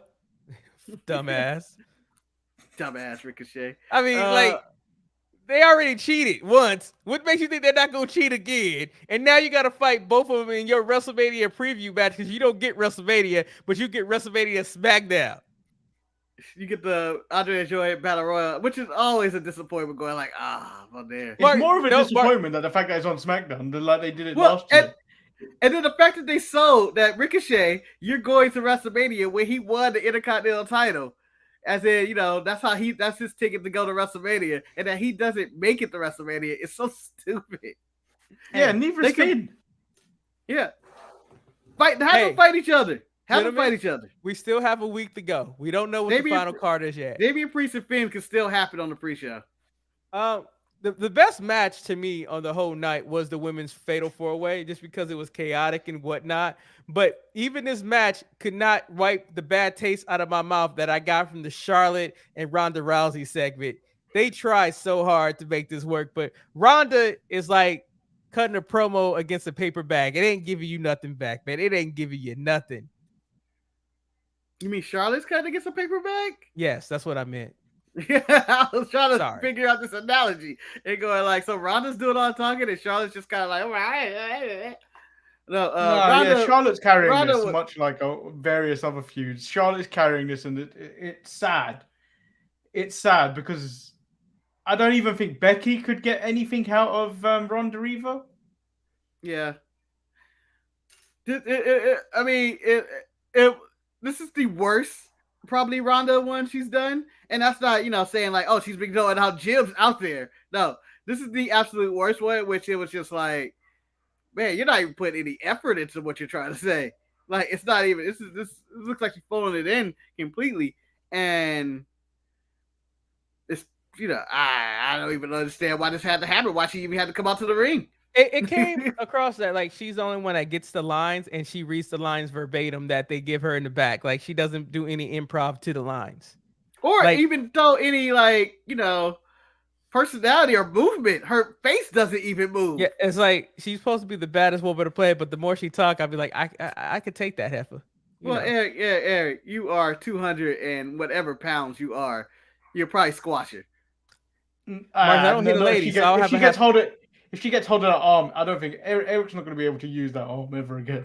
He just lift her up. He go like this. What about my ankle, man? I already got a trick ankle, so what can I say? But overall, I really thought wrestling was entertaining this week, and I thought it set the standard this week was set up by Kevin Owens. And the question I have from Kevin Owens is that he came out of Steve Austin. I know you guys talk about this ad nauseum already on the Tuesday show, but my question for you, as a fan in attendance, do you like being trolled, or would you be salty? Because not only did he get them once, he got them twice. Again, I love good heel work. I love when the heels do shit that is terrible, that makes me sick, that makes me want to hate them. And I could never cheer Kevin Owens again if I was in that arena and that glass broke. And I'm going, oh shit, we're getting Steve Austin. And did you hear the words that he said? Out. Did you hear the words? Because Marcus is a big Kevin Owens fan. He said if he was in that arena, he could never cheer Kevin Owens again. Basically, since he's not in the arena, he can still cheer Kevin Owens. Yeah, I mean, I'm just saying.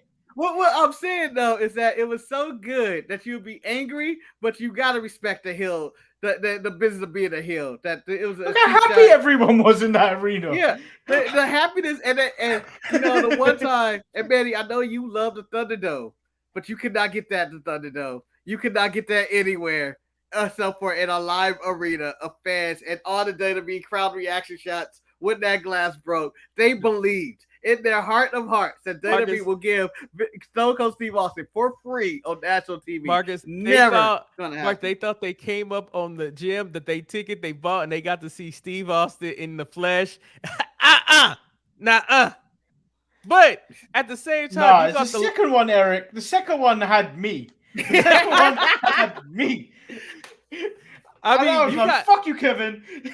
you got Las Vegas Stone Cold Steve Austin with Kevin Owens, because I mean he played the character perfectly. And I want to say shout out to the makeup crew for making the ball cap so bad that it looked bad on TV. I really appreciated that little extra bit of season that they put on it. But when I clapped my hands on where I cut my hand this morning, it hurt like hell. Oh, I'm sorry. You're not tough enough. But Eric, where do you fall on Taz speaking out of his ass? I'm saying WWE needs to stop copying AEW with all their 100,000 writers that they can only rip off AEW for doing this. Ripping them off doing what?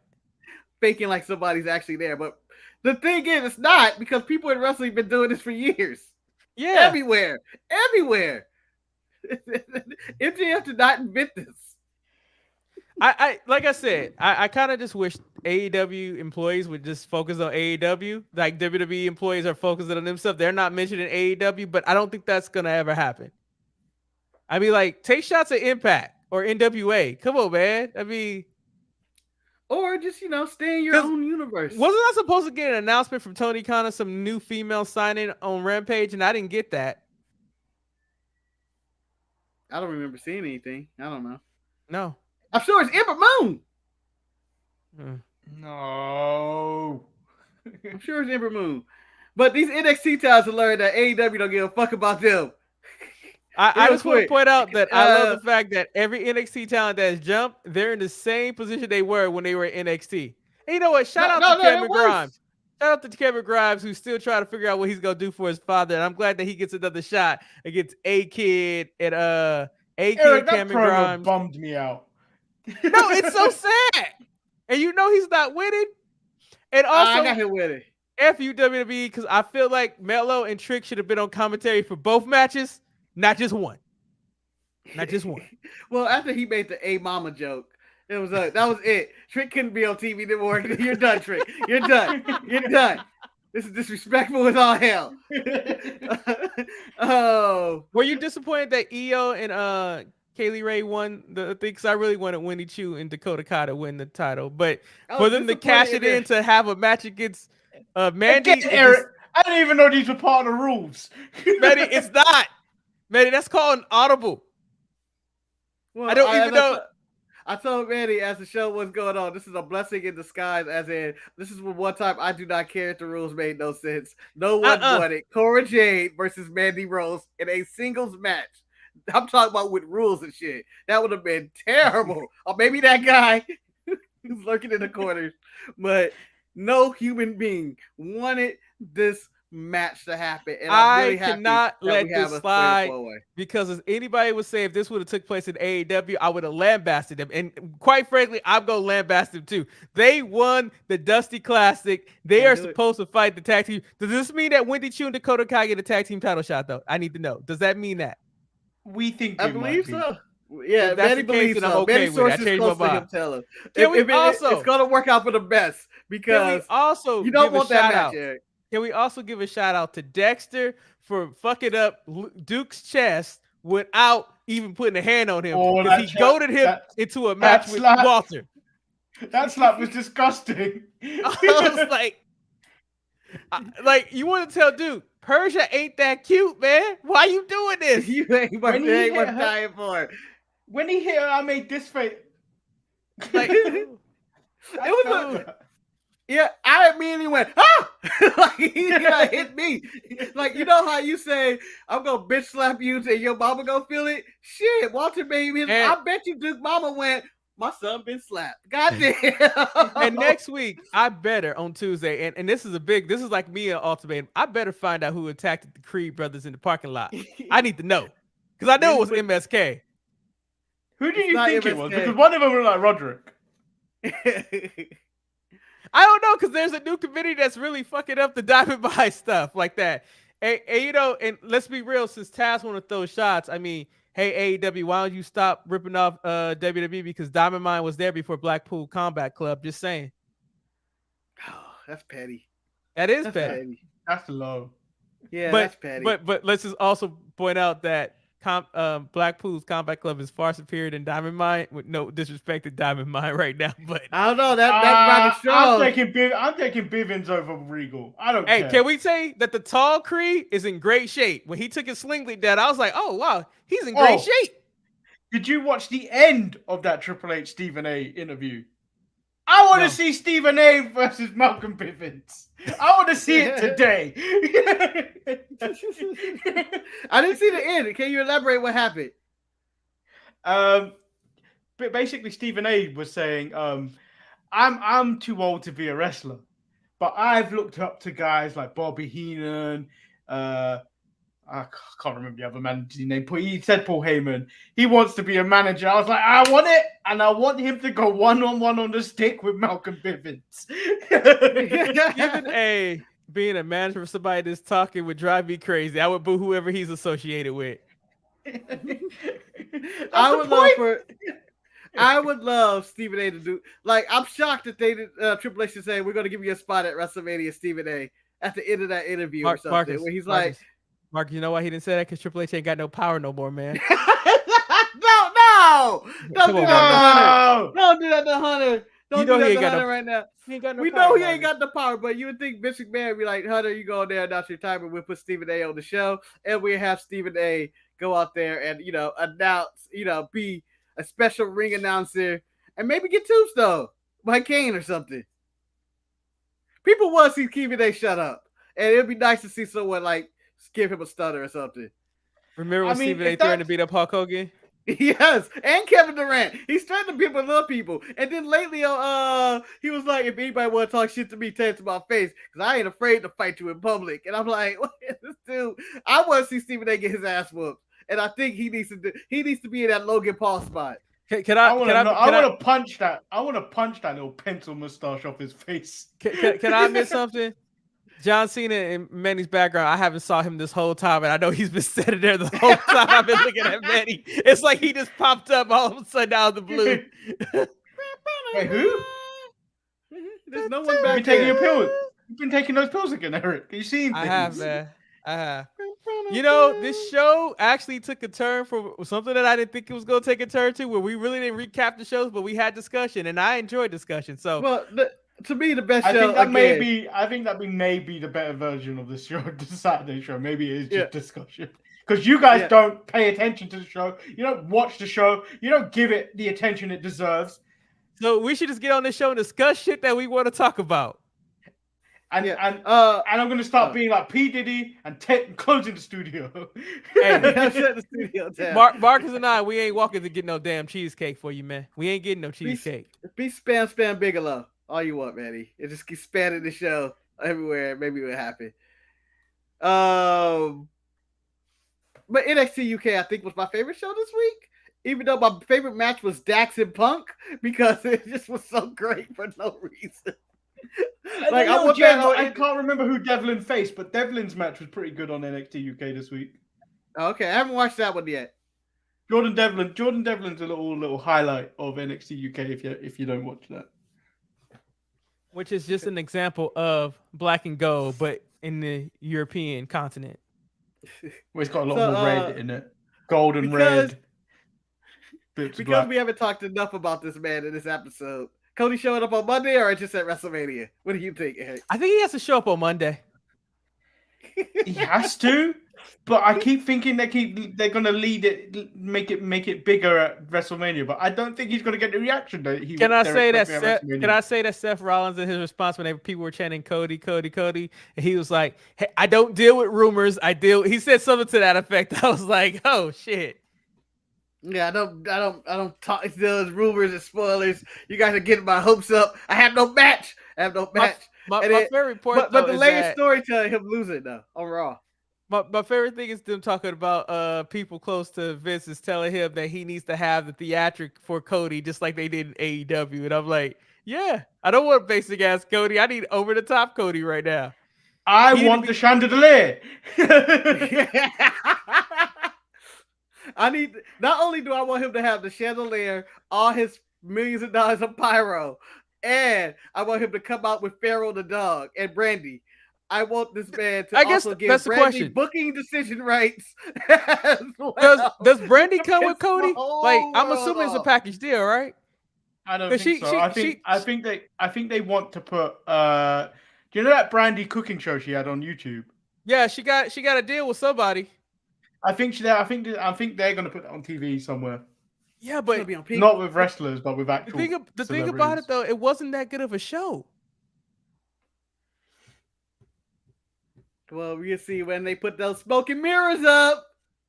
Oh, through the smoke and mirrors.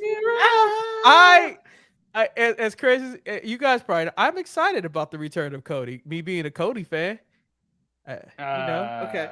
So Ross said he's actually looking forward to this Mania. Eric, how's your feelings toward Mania? I'm excited for Mania. I think it's going to be fun. I think we're going to have some surprises. That there's going to be some matches that really say, "Oh wow, that was actually a solid match." I think from what is on the card right now, I think Saturday is going to be the better show. They look like they stole everything on Saturday. I can't tell you what's on Sunday. You got Sammy versus Knoxville. You got McAfee versus Austin Theory, and you got Roman and whatnot. But I'm looking forward to the women's matches. I think those are going to be the marquee matches. Like it changes every time they put their graphics up. I don't trust anything WWE advertised because for on a year or daily or week to week basis, you always re-report Vince McMahon's tore up the script. And he wouldn't do that at WrestleMania. He did it last year. He did it. He does it every year. Well, Reign made them like tear up stuff. It was like, we're going to do that, which is probably my favorite WrestleMania moment from last year. Oh shit, it's raining. Oh shit, Drew McIntyre, take a microphone. Oh shit, Bobby, take the microphone. And we got some of the better pre-WrestleMania promos there. That Saturday was nice. I think it's gonna be a solid show, but it has to be under 3 hours for both days. Levi, you don't have Peacock. Levi said, "I'm not ordering unless Gable Steven wrestles. I don't want to see Cedric wrestling with rematches." Well, then, if you don't, you donate that money to the show. Like only $9.99. Like for me, it's only $9.99 for Peacock. It's not like AEW. I gotta really commit to that 5-hour show of paying $60. It's either do I put gas in my car or watch this AEW pay-per-view as we are currently standing right now, or do I buy a game that I'm not going to play because I'm playing something else, you know? But technically, gas has been taking all my money. Like, if anyone faces me on WWE 2K22, the rule is roll-ups only.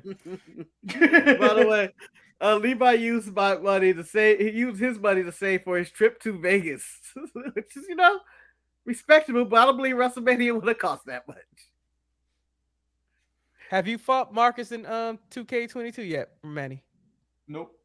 Okay, because Marcus works too much. He works too hard for his money.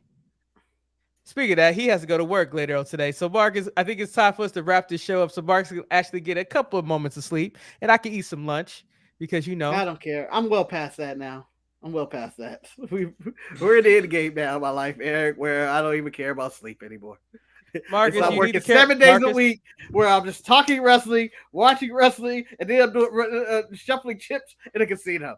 It's back and forth. Marcus, nonstop. Marcus, I just want to point out that you have to understand something. Lack of sleep can lead to cardiac events, and I don't want to have Manny doing this. Tell the people. That's my son! This is my boy! My boy! Wait, when did you send my ass? I'm just saying, Marcus. It's just the whole thing about it. I don't want Manny to have to do that on the Tuesday episode. My boy, you don't want that to happen. If I die, I would love for you guys to play that clip over and over. I know you guys are maybe in some emotional state or whatever, but hopefully there's laughter and random jokes made about me and shots. I still want the shots, even if as mentioned earlier in the month. I've told Marcus and I've also told Ross.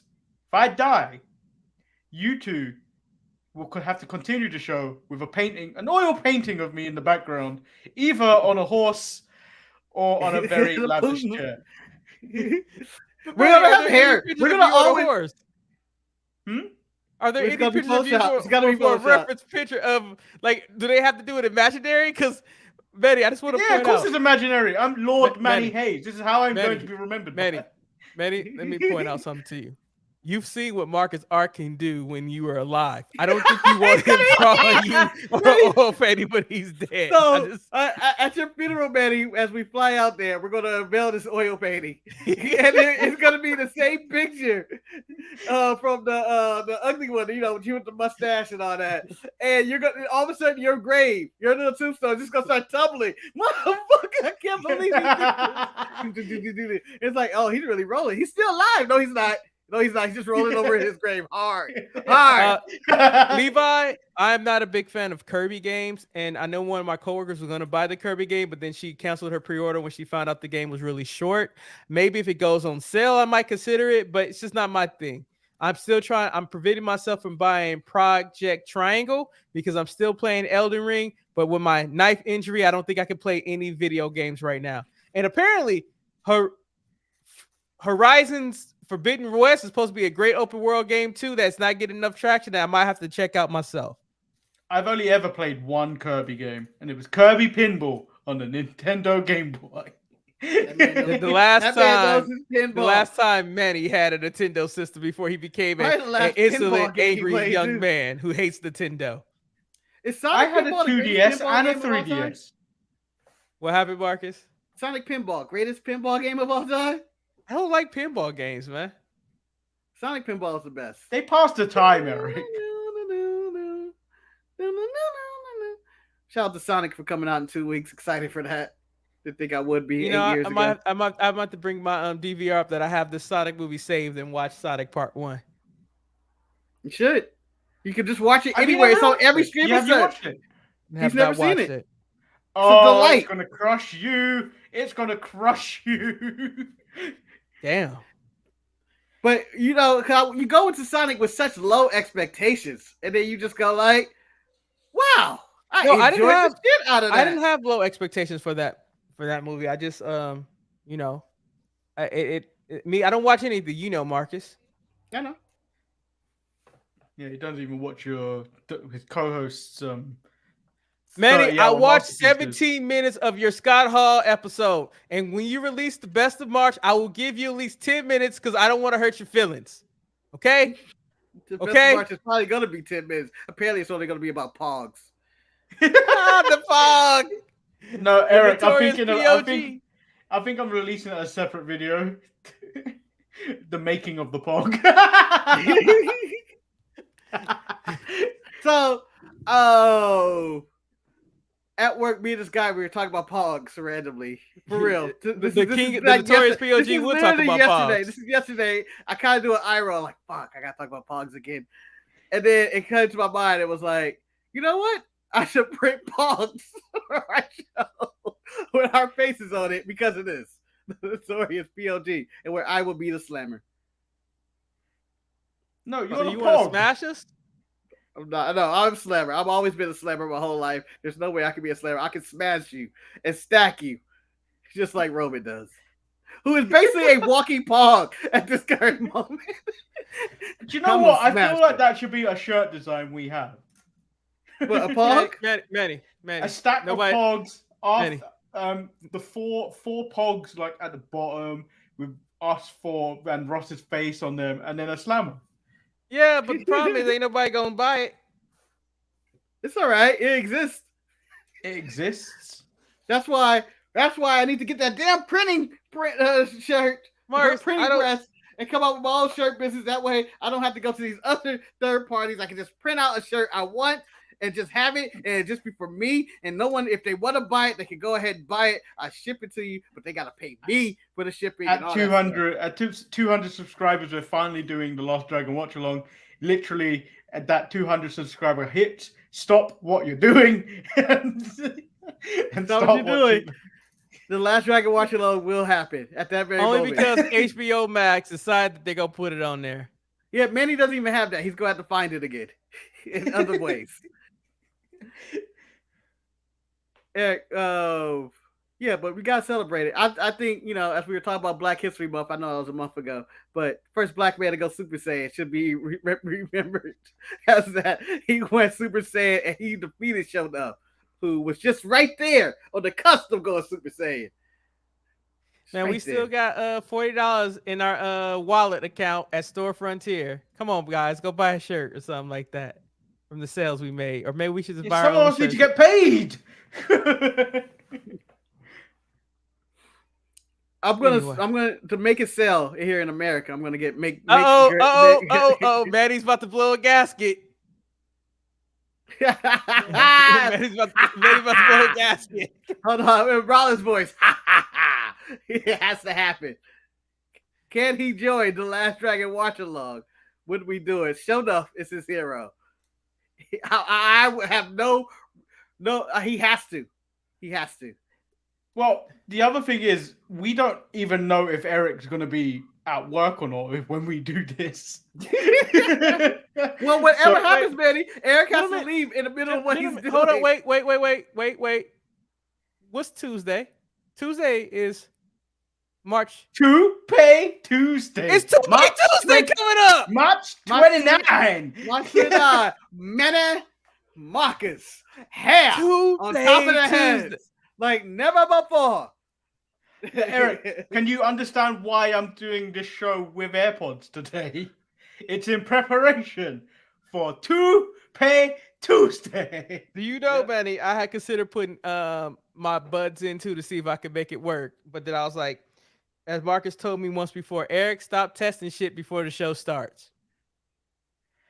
Well, I was also going to do the show with the headphones I bought the other day. It's time for let's see what Manny spent money on. Well, you know what, guys? Well, fuck you guys. I'm just gonna go through my wallet and empty dust. Okay, I'm gonna empty dust because some of us out here struggling to pay for gas for work every day, but y'all can afford $8 million headphones, CD changers. I got these at a discount. Pagers. And buying your CD changers and pagers and CD changers and pages. What kind are those, Manny? Bose noise good. cancelling 700s. They sound kind of flat in comparison to Sony's, but this is the in between the Sony before the XM5s come out. Like, I ain't never heard somebody. I just bought some earphones to be in between until the ones I really won't come out. Mm-hmm. Yeah, because I plan on getting them XM5s as well. But you can't buy gas, Marcus. Well, as in Marcus Goes to Vegas Part 2 comes out next week. Oh, shit. We get the follow-up to the last time we were in Vegas. I got stuck and couldn't come home for many, many months and lived out of my car. Meet Marcus. You may know him from the Untitled Manny and Marcus show. And the This time, it won't be like that. It won't be like that. He spent the majority I of like his how life sad this living was. in his I car. can't remember what music and now this was. he's lost all his money in Vegas. Help Marcus by donating to the Sharpshooters Wrestling Podcast. Or going to storefrontier.com/DSPN and buying some of our merch. Help today, before it's too late. Well, I'm going back, and it's time. It's personal. And I'm trying not to have a heart attack a couple of weeks afterwards again. This is I'm called I'm trying Marcus not Goes to to. Vegas. Silk Sonic, Double or Nothing. With you going to Vegas next weekend, how are we doing these watch-alongs? Manny, I don't know how Marcus has determined he's going to do these watch-alongs, but he plans on doing the watch-along. Well, I think we should book guests to see if we can have anybody fill in just in case I can't make it. But the plan is to do the watch-along live from the hotel room. Hopefully the Wi-Fi is good enough. That's what I'm hoping. This is as low as he don't get the fever, Manny. If he doesn't get the fever. I don't ever get the fever, man. I am mastered all of my addictions. I have spoken to the highest monks, and I even spoke to the Dalai Lama of how he gambles. And he told me, just put it all on black. And no, so many words. I think he said Black Lives Matter, but I interpreted it as put it all on black. Well, I think we have done enough. It's time for us to go catch some penny man monsters right now. I got me a bag of panties, Jack. Put them over my shoulder and just throwing them on stage. No one's gonna stop me. If I can't bring my cell phone, my bag of panties are going in. They're going in. Why have I suddenly got the Digimon theme song stuck in my head? Manny, I'm glad that you got that because I don't know what that is because I never watched Digimon. Digital Monsters, Digimon. This is gonna lead you to a tangent, Manny, and I want you to stop right now. It's gonna lead you to a tangent because all of a sudden you're gonna be singing the Big Bad Beetleborgs theme song, and you're gonna go insane, and your childhood music is gonna come back to hit you, and then Eric is gonna talk about singing a Bill just sitting on Capitol Hill of Schoolhouse Rock because he's 80 years old.